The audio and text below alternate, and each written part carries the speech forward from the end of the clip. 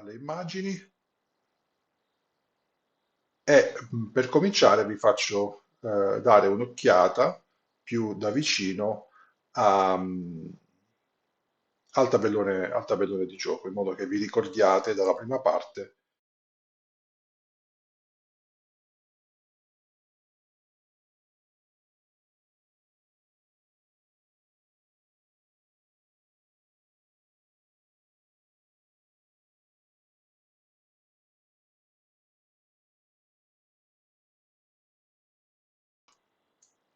Ok, dovremmo essere da capo in diretta e questi sono i problemi che ci sono quando si decide di non registrare più i tutorial. Siamo incappati in un problema tecnico e riprendiamo subito. Quindi abbiamo fatto un breve riepilogo della plancia di gioco, ovvero del tabellone di gioco modulare di Tiny Epic Dinosaurs. Erano rimaste da spiegare solamente la parte del tabellone dove i giocatori possono prendere le risorse e andiamo a questo punto a rimettere in gioco tutti i meeples che volutamente ehm, non ho ancora messo sul tavolo per farvi notare come li abbiamo imbustati dopo aver messo da parte il gioco. Abbiamo utilizzato delle ziplock piuttosto piccole che potessero contenere solo i gruppi mh, di meeples, diciamo, separati per categoria. In questo gioco non è poi particolarmente necessario perché bene o male sono abbastanza distinguibili tra di loro e fanno tutti parte più o meno diciamo, della dotazione, diciamo, della banca del gioco, cioè eh, vengono tutti messi a disposizione dei giocatori che poi faranno le dotazioni per acquisire dinosauri e barriere. Però in generale riteniamo che sia valida come opzione quella di separare tutti i meeple in queste comodissime bustine che possono essere sigillate con questa piccola, con questa cerniera qui sopra. Perché è molto più facile poi, innanzitutto, rimetterle in gioco quando si tira fuori il gioco dalla scatola, ma aiutano anche a farsi un ordine mentale più preciso di quelle che sono le risorse e i segnalini, diciamo, complessivi del gioco. È un po' come se vedendoli separati e magari mettendo anche cosa che non abbiamo fatto appunto perché in questo gioco non è particolarmente richiesto, sono giochi abbastanza semplici da comprendere, però in giochi più complessi potrebbe essere utile anche mettere una piccola etichetta qui indicando il tipo di risorsa, a cosa serve, dove va messo quando si intavola il gioco, in modo da non dover dipendere dal regolamento almeno per queste informazioni. Quindi stiamo rimettendo i dinosauri in gioco. Questi sono i dinosauri che prenderemo poi quando faremo le nostre azioni. Ricordiamo quelli verdi sono i Velociraptor, questi sono, penso, gli Stegosauri, questi gli Allosauri, questi i Brachiosauri, se ricordo bene, questi sono i dinosauri unici, ovvero sono dinosauri che hanno delle particolari, hanno la particolarità di poter essere piazzati in qualunque punto della nostra fattoria, ma non sono in grado di, diciamo, di accoppiarsi e di produrre e di avere figli, diciamo, di avere cuccioli. Queste invece sono le barriere, anche queste, come vi ho detto, ne approfitto per ripeterlo, se piazziamo i nostri lavoratori, e infatti Tiny Epic Dinosaurs, una delle meccaniche di Tiny Epic Dinosaurs, entriamo un po' più nel tecnico, consiste appunto nel piazzamento lavoratori. Chi sono i lavoratori, direte voi? Sono questi, sono i, i meeple dei, dei fattori, diciamo, dei rancher. Questo in particolar modo è un capo rancher perché è più grande rispetto agli altri meeple che adesso vedremo. E per ultimo tiriamo fuori i segnalini per le risorse che ho inserito in una bustina un po' più piccola, quindi più difficoltosa da aprire. Sono segnalini vari per le risorse,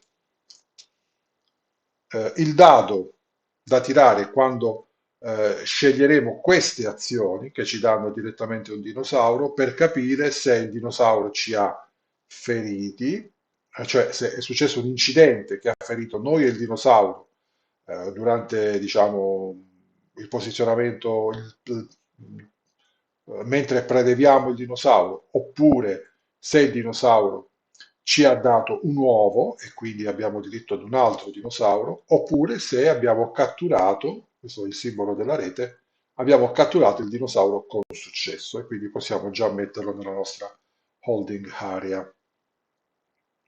Poi abbiamo il segnalino di Round, che è una tazza di cioccolato con sopra scritto I love Dinos, che piazziamo sul primo round. E questi sono i segnalini questo è il segnalino di primo giocatore, e questi sono i segnalini per le risorse. A questo punto non facciamo altro che posizionare, dunque qui abbiamo il giocatore arancione e il giocatore verde, quindi mettiamo da parte i meeple relativi ai rancher arancioni e verdi, e il resto dei meeple lo mettiamo nella scatola. E riprendiamo la lettura del regolamento.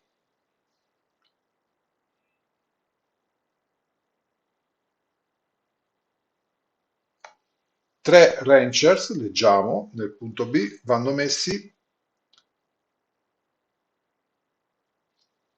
nella rancher area, e cioè qui. Vediamo se riesco a farvi vedere meglio. Ecco, così dovrebbe essere meglio. Questa è l'area dei rancher.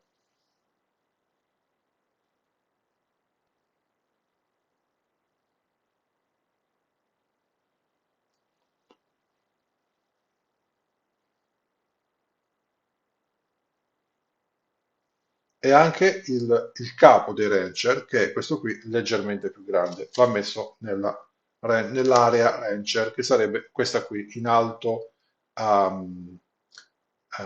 a sinistra, dove vedete appunto la parola Rangers. Facciamo la stessa cosa con quelli verdi, ne mettiamo 3 più 1 qui nell'area, no, però ho invertito i colori, al contrario, quindi questi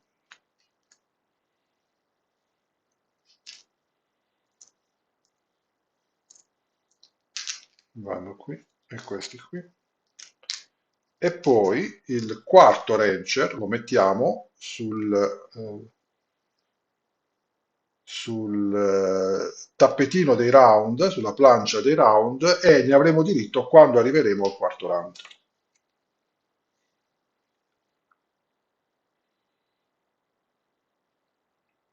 Il resto del setup è stato fatto e quindi a prescindere ecco, rispetto alla prima parte del tutorial abbiamo impostato questa volta il gioco per due giocatori, in parte per lo spazio ridotto che c'è sul nostro tavolo e in parte perché così magari è più semplice affrontare questa seconda parte in cui si parla di carte ricerca, carte contratto privati e pubblici, di effettuare le azioni che spettano ad ognuno dei rancher, ad ognuno dei giocatori durante i loro turni e così via. Rimane solamente da impostare le risorse di partenza, a parte il segnalino di primo giocatore che potremo lasciare al giocatore arancione, le risorse di partenza, vediamo sul regolamento,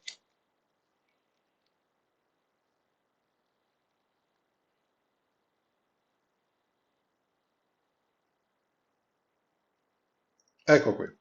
Il primo giocatore, lo vediamo al punto 7, al primo giocatore ehm,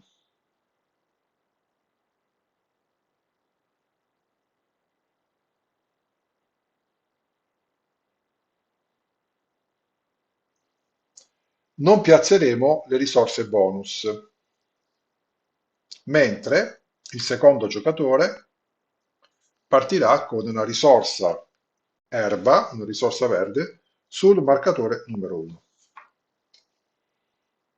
Diamo una rapida scorsa a, diciamo, ehm, a cosa succede durante i round.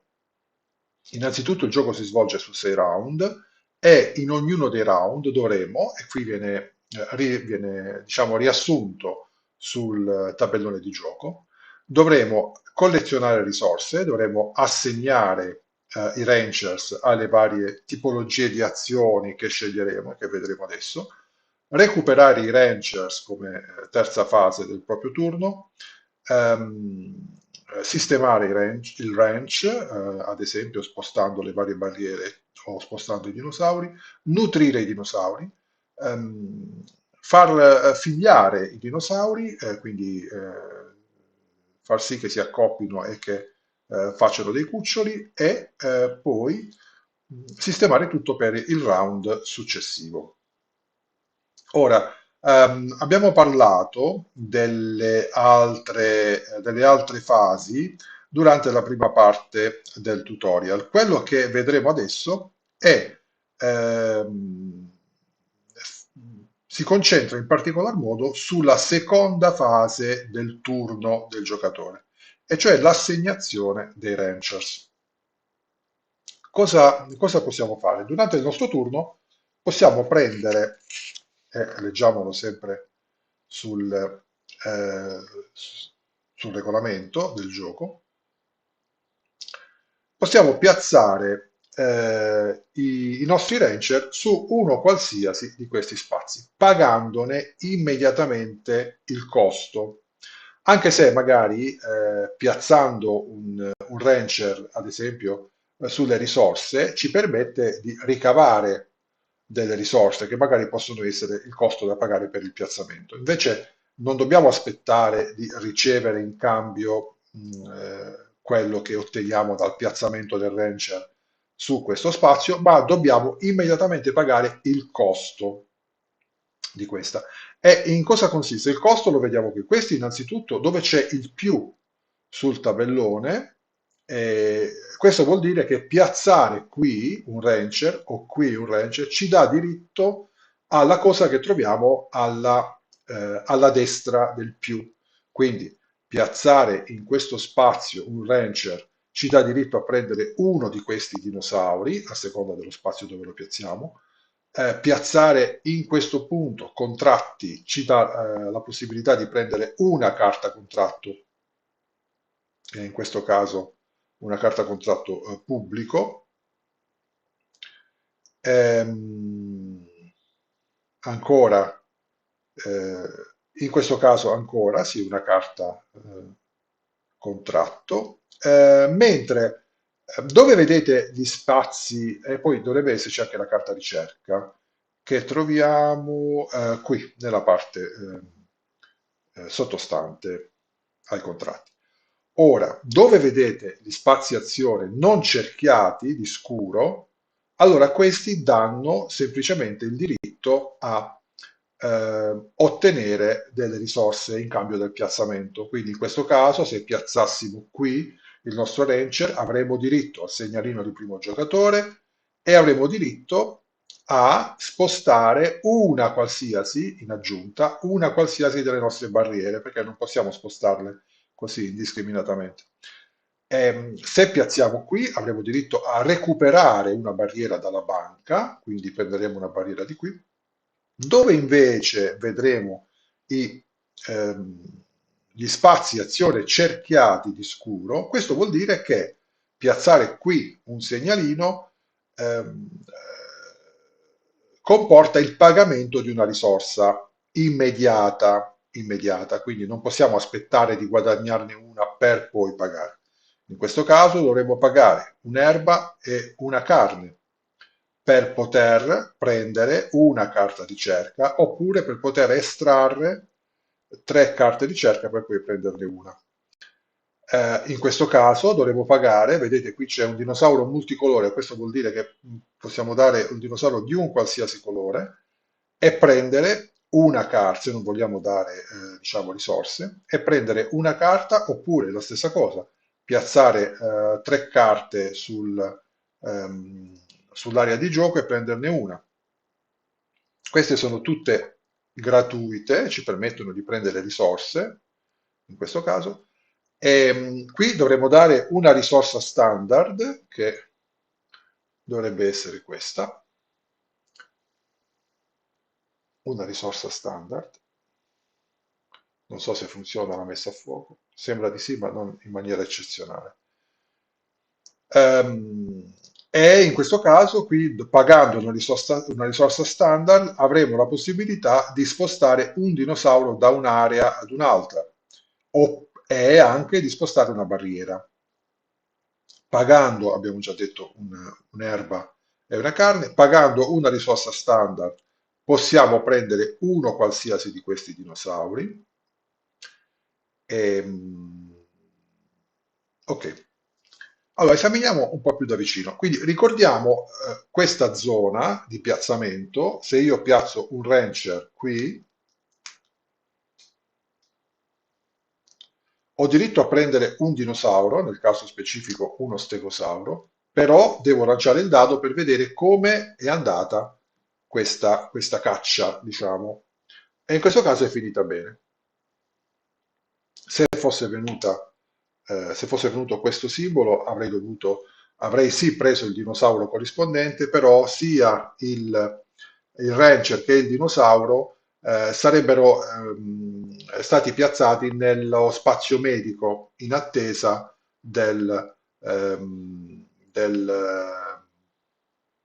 sì, di un'altra azione per poterli prendere di lì. Molto probabilmente al fine turno. Se invece fosse venuto un uovo, allora questo avrei avuto diritto a un secondo dinosauro della stessa specie. Quindi avessi lanciato il dado e fosse uscito questo simbolo, allora avrei avuto diritto a due dinosauri che, ricordo, avrei piazzato nella holding area, e cioè qui. Possiamo anche piazzare durante il nostro turno,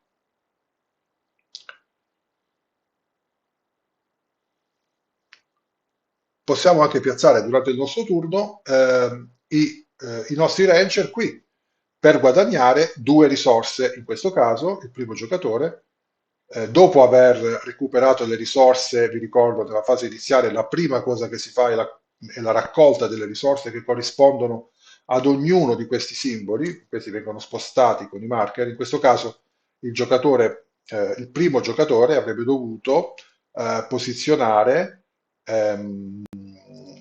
1, 2, 3, 4, 5, 5 risorse erba con 1, 2, 3 risorse carne e con una risorsa gratuita, una risorsa generica ehm, sul tabellone. Quindi, nel caso in cui mi fossi posizionato qui, come prima azione del primo turno, avrei dovuto spostare più in alto di 2 la risorsa erba.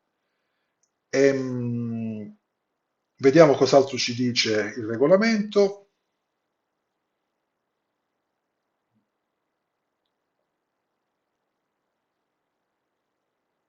Questo dado ci fa notare giustamente sempre appunto il regolamento, ci dice che non dobbiamo tirarlo per altre zone, tipo che ci fanno guadagnare i dinosauri, tipo questa. La zona, avendo un costo, il giocatore, il giocatore verde che avrebbe comunque piazzato 1, 2, 3, 4, 5, quindi una ne aveva già, sarebbe arrivato al numero 6, e 1, 2, 3 carni, quindi non gli ho dato la risorsa carne, sarebbe qui, più una risorsa generica che gli spettava in quanto secondo giocatore per guadagnare un unico dinosauro, come questo in questo caso, allora avrebbe dovuto pagare una risorsa che quindi ritorna sullo zero, ma non avrebbe dovuto tirare questo dado, quindi il dinosauro sarebbe andato direttamente, ecco, magari questi vanno un giocatore arancione. Il dinosauro sarebbe andato direttamente nella sua holding area senza lanciare nessun dado. Poi ancora, per quanto riguarda le barriere, se utilizziamo questo spazio, allora in questo caso, ehm, sì, dove c'è il simbolo del più con la barriera, dopo aver pagato una risorsa generica, sempre se la si ha, allora possiamo immediatamente prendere, quindi posizionando ad esempio qui il nostro rancher, possiamo, pagando una risorsa, che quindi una risorsa generica che quindi finisce a livello 0, possiamo prendere due barriere e ehm, anche queste vanno messe nella holding area, cioè non vanno utilizzate immediatamente. In questo caso, invece, mettiamo che avessimo avuto un dinosauro piazzato qui, ok, possiamo muovere un dinosauro.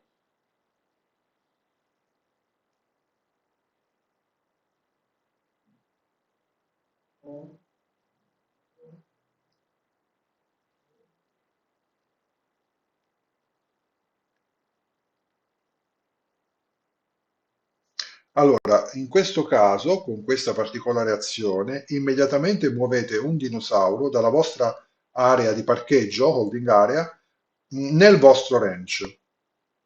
In questo caso, per questa volta, non ha importanza se è dentro o fuori di un recinto o in un recinto con una specie differente. E subito dopo muovete una o più barriere dalla vostra area, diciamo, parcheggio.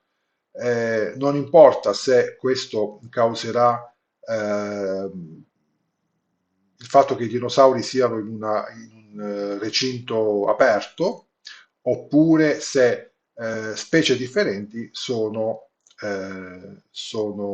racchiuse nello stesso recinto, solo in questo caso. Quindi, se noi avessimo piazzato qui se noi avessimo piazzato qui, pagando la risorsa, il nostro Meeple Rancher, avremmo preso immediatamente un dinosauro dalla nostra holding area e l'avremmo messo, ad esempio, nel nostro recinto già prefabbricato, senza dover, diciamo, costruirne uno, oppure messo qui, in questo caso, e immediatamente dopo potevamo spostare una barriera dalla nostra holding area, dal nostro parcheggio, sulla nostra plancia di gioco, diciamo recinto.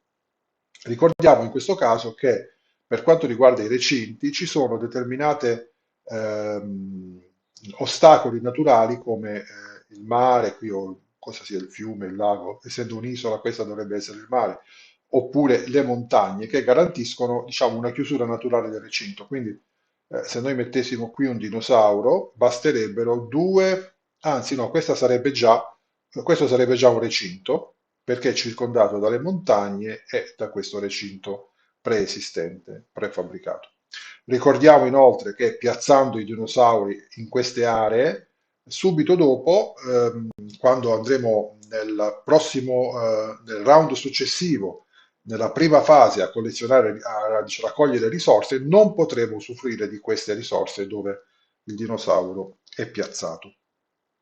Ma vediamo adesso la cosa più interessante, e cioè i contratti. Se ci posizioniamo su quest'area, allora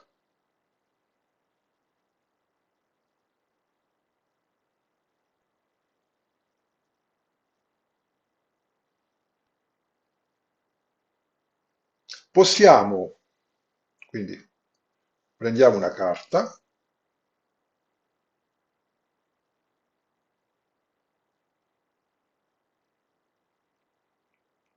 ed è come se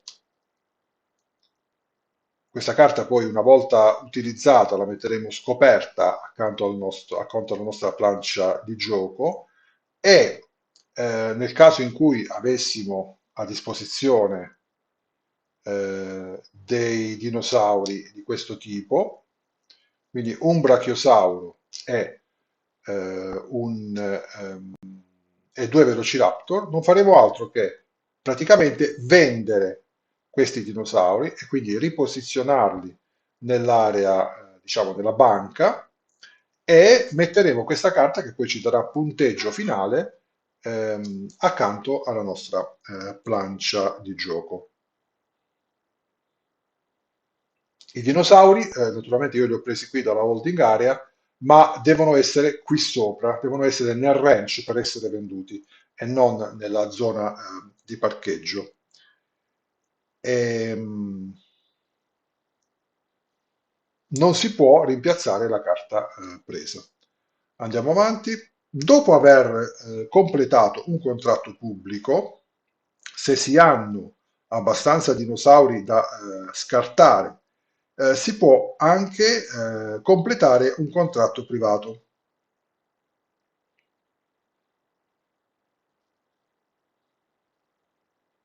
Per quanto riguarda le carte contratto privato, non riesco a trovare nessuna differenza sul regolamento.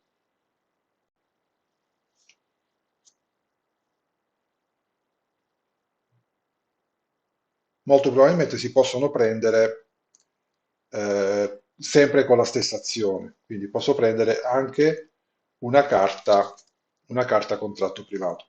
Dopo aver svolto una carta contratto pubblico, se ho piazzato nuovamente un meeple, ad esempio qui, e pagato la mia risorsa corrispondente, prendo una carta contratto privato che tengo nascosta e che posso utilizzare solo dopo aver effettuato un contratto pubblico.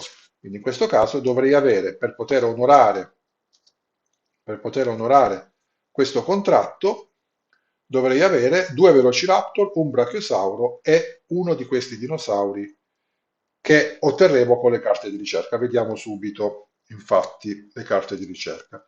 Se mi piazzo in uno di questi due spazi, allora guadagno immediatamente una carta di ricerca. La carta di ricerca, abbiamo detto, non le ho sistemate, così come forse avrei dovuto sistemare, sì, anche queste, sbaglio mio. Vengono prese, in realtà non le pesco dal mazzo, le carte contratto, ma ne vengono messe tante quante sono i giocatori più uno. Quindi avrei dovuto prendere una di queste presenti. La stessa cosa si fa con le carte ricerca, se ne mettono sempre tre. E in questo caso, se avessi piazzato qui il meeple, avrei preso,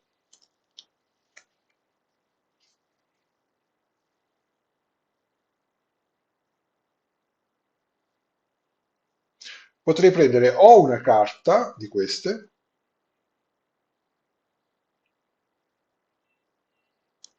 oppure prenderne tre dal mazzo, sceglierne una, magari in questo caso il Dimetrodonte, bellissima questa immagine. Il Dimetrodonte lo prendo io quindi, però avrei dovuto piazzare queste due carte accanto alle altre già presenti, dando maggiori possibilità al giocatore, al secondo giocatore. Queste carte ricerca,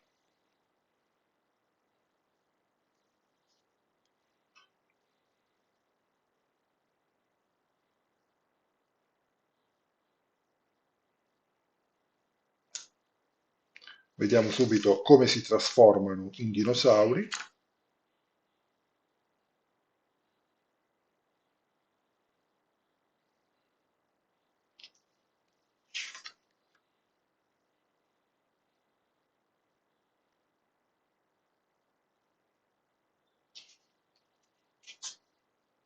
Eccole qui. Abbiamo due tipi di carte ricerca, le carte ricerca scienza e le carte ricerca genetica. In questo caso vediamo una stringa di DNA qui in alto a sinistra, quindi questa sarà sicuramente una carta genetica. Ognuna di queste carte, ognuno di questi tipi di carte provvede abilità speciali durante il gioco e garantisce punti vittoria addizionali a fine gioco. Con la carta genetica, con l'abilità scritta, che adesso vado a decifrare, guadagna una risorsa addizionale a tua scelta se il dimetrodonte è ortogonalmente adiacente all'acqua. Allora, con la carta, con l'abilità particolare, speciale che abbiamo con questa carta ricerca, io ho diritto anche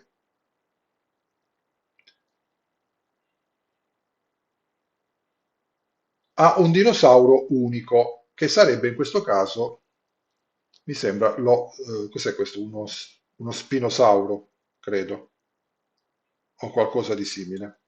Ho diritto a un dinosauro unico, ehm, che deve essere nutrito durante la quinta fase, che è appunto sì, diciamo, appunto, la nutrizione dei dinosauri.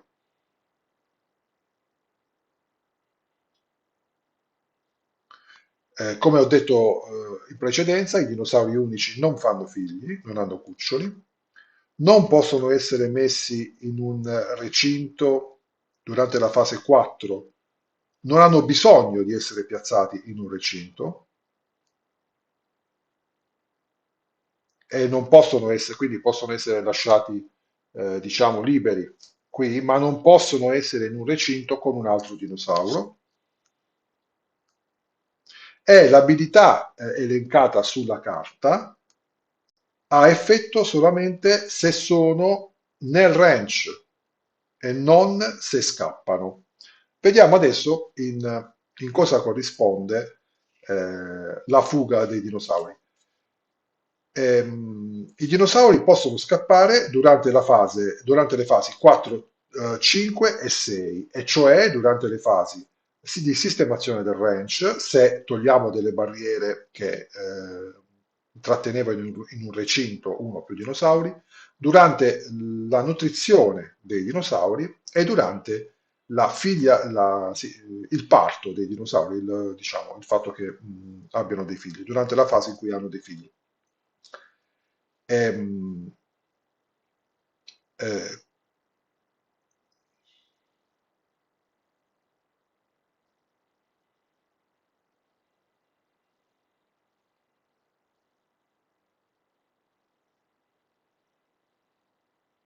I dinosauri scappano quando una barriera quando un recinto non è più, non li racchiude più all'interno.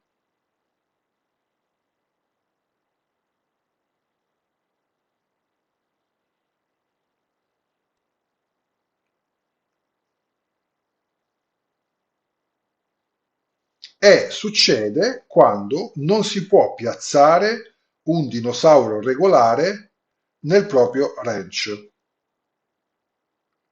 Quindi, nel momento in cui non possiamo piazzare nel nostro turno un dinosauro regolare nel range perché non ci sono spazi corrispondenti, e qui lo potete vedere chiaramente sul regolamento, Qui dice che abbiamo diciamo, un dinosauro nella nostra holding area, lo abbiamo guadagnato, lo abbiamo insomma, messo lì e nel nostro turno va sistemato. Durante la fase 4 di sistemazione del ranch, tutti i dinosauri devono essere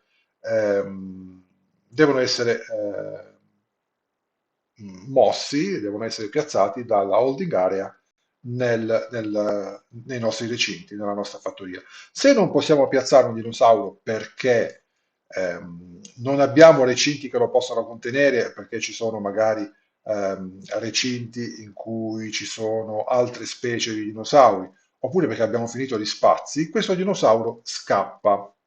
Qui parliamo della fase 4. Scappa anche se non può essere nutrito, ovvero se non abbiamo abbastanza risorse per nutrire i dinosauri. Qui vediamo, avevo già fatto vedere nella prima parte, che in questa zona della nostra plancia giocatore c'è scritto cosa serve per nutrire ognuno delle specie di dinosauro che abbiamo. Qui abbiamo gli stegosauri che hanno bisogno di un'erba, il Velociraptor che ha bisogno di una carne, il Brachiosauro di due erbe, l'Allosauro di due risorse carne. Nel caso in cui non abbiamo queste risorse carne, avviene una fuga. Poi saremo noi a scegliere quale dinosauro, saremo noi a decidere quale dinosauro scappa, quindi abbiamo un certo margine di scelta, oppure ci può essere fuga dei dinosauri durante diciamo, la filiazione, ovvero se non abbiamo abbastanza spazio per il nuovo nato o i nuovi nati, allora avremo una fuga di dinosauri. Nello specifico, quindi abbiamo visto i tre casi in cui ci può essere fuga, durante la sistemazione del ranch, durante la nutrizione e durante la filiazione dei dinosauri. Durante la fuga, se a scappare è un erbivoro, allora viene rimossa una barriera a nostra scelta.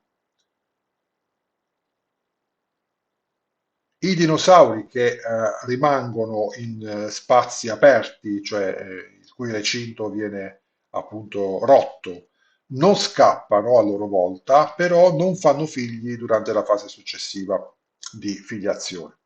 Se a scappare invece, quindi a non essere potuto, non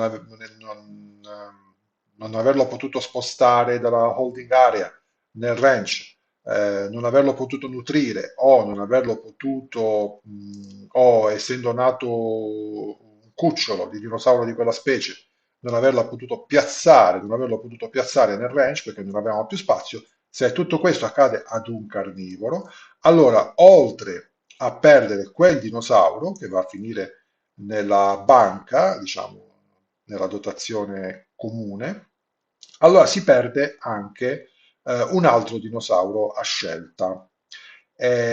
Questo in entrambi i casi vuol dire che, per voler tornare un po' all'ambientazione del gioco, che se scappa un dinosauro erbivoro, scappa rompendo una barriera e quindi di conseguenza perdiamo una barriera. Se scappa un dinosauro carnivoro, scappa mangiando un altro dinosauro. Per quanto riguarda i dinosauri unici che vengono ottenuti attraverso queste carte genetiche, dobbiamo nutrire anche questi e la quantità di cibo che serve è indicata proprio sulla carta genetica, sulla carta ricerca genetica che poi ci ha fornito quel tipo di dinosauro. In questo caso il Dimetrodonte che viene rappresentato poi da questo segnalino qui, che dovrebbe essere uno spinosauro, per essere nutrito ha bisogno di un segnalino a carne. Veniamo adesso alla fase finale e chiudiamo il tutorial con il conteggio dei punti. Dopo la fine del sesto round il gioco è finito, quindi la condizione di fine partita è arrivare al sesto round. Vediamo adesso la condizione di vittoria. Tutti i giocatori girano avendo finito questo, i giocatori girano, ecco, vediamo qui, lo vedete? Sì, è inquadrato bene. Girano la plancia dei round e ehm, ogni giocatore usa un rancher per tracciare il proprio punteggio.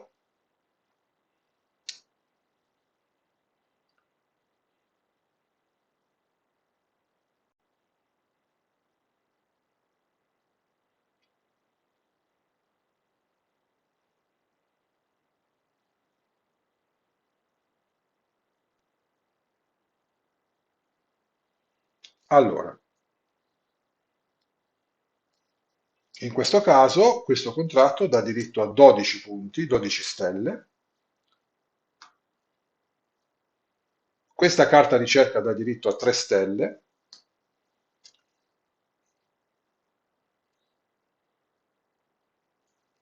Ogni regolare, ogni dinosauro regolare che è rimasto nel range dà diritto alla quantità di stelle indicata qui sulla plancia giocatore. In questo caso abbiamo questo dinosauro che abbiamo visto dà diritto a 3 stelle indicato su questa carta, ma se avessi, qui abbiamo uno stegosauro che dà diritto a 2 stelle.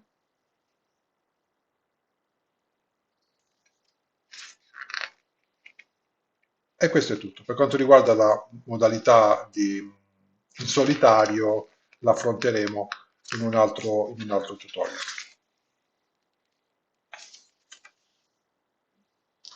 Quindi, in questo caso, volendo conteggiare i punti del giocatore arancione, avremmo ehm, 3 punti per il Dimetrodonte, e quindi sarebbe qui. Avremo 12 punti per questo contratto realizzato, e quindi in questo caso avremo 10 più 2, ehm, 12 sarebbe, quindi 10 più 2, magari utilizziamo, sì, utilizziamo i rancher più di 1 per segnare, quindi abbiamo 10 più 2, più lo stegosauro qui che vale 3 punti, quindi avremo 10 più 3, cioè 5.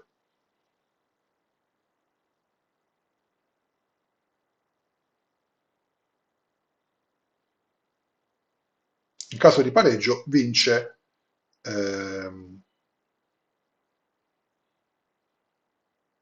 chi ha avuto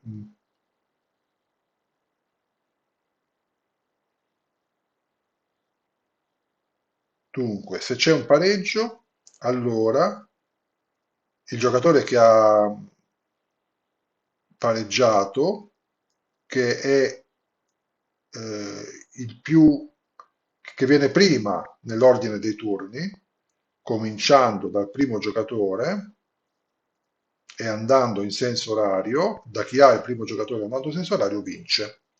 Va bene, in caso di pareggio. E quindi questo è tutto. Questo è Tiny Epic Dinosaurs, non è un gioco diciamo particolarmente complesso. L'unica difficoltà sta diciamo, appunto nel regolamento. Mi sono sbagliato nella prima parte del tutorial, in realtà esistono, e forse anche per Tiny Epic Dinosaurs, esistono delle localizzazioni, credo che le faccia la Jockix, e quindi con l'aiuto di questo tutorial in due parti e imparando ad utilizzare c'è il regolamento, a decifrare il regolamento nei punti essenziali che vi ricordiamo sono l'obiettivo del gioco, la condizione di fine partita, ehm, la condizione di vittoria, se bisogna fare più punti, se bisogna arrivare in una determinata zona, conquistare una determinata risorsa e attraverso diciamo, l'identificazione diciamo, immediata del modo di intavolare il gioco, cosa che e poi naturalmente cosa fare durante i round e in cosa consiste il turno per ognuno dei giocatori, e in questo regolamento è tutto spiegato in maniera molto lineare, seguendo questo ordine diciamo, di cose. ehm, Tutto segue esattamente con questo ordine di informazioni che vi servono per capire immediatamente come si gioca, contrariamente ad altri regolamenti che possono essere un pochino più involuti e confusi. Dovreste riuscire a giocare immediatamente a Tiny Epic Dinosaurs. La prossima guida che faremo sarà Tiny Epic Zombies, sempre della Gamelin, che ringraziamo appunto per averci fornito questi due giochi per valutarli. E la nostra impressione è stata sinceramente entusiasta. Siamo entusiasti di questi giochi, ci piacciono moltissimo e soprattutto, ecco, non sono giochi da viaggio perché pur essendo molto ridotti come dimensioni, hanno poi bisogno di uno spazio adeguato e di una situazione tranquilla per essere giocati perché ci sono una miriade di mini meeples che vanno gestiti, vanno sistemati, eccetera. Però per la grafica, per le meccaniche, per le dinamiche che si instaurano tra i giocatori durante le partite e anche per l'originalità e per l'ambientazione del gioco, nonché per la tematica dei dinosauri che ci piace particolarmente, appunto ci tocca, perché ci sono molto piaciuti i film della serie Jurassic Park e Jurassic World. Questo gioco per noi ha 2 pollici sopra ed è uno dei classici che avremo sempre a disposizione per passare un'oretta in allegria. Questo è tutto per Tiny Epic Dinosaurs e alla prossima guida.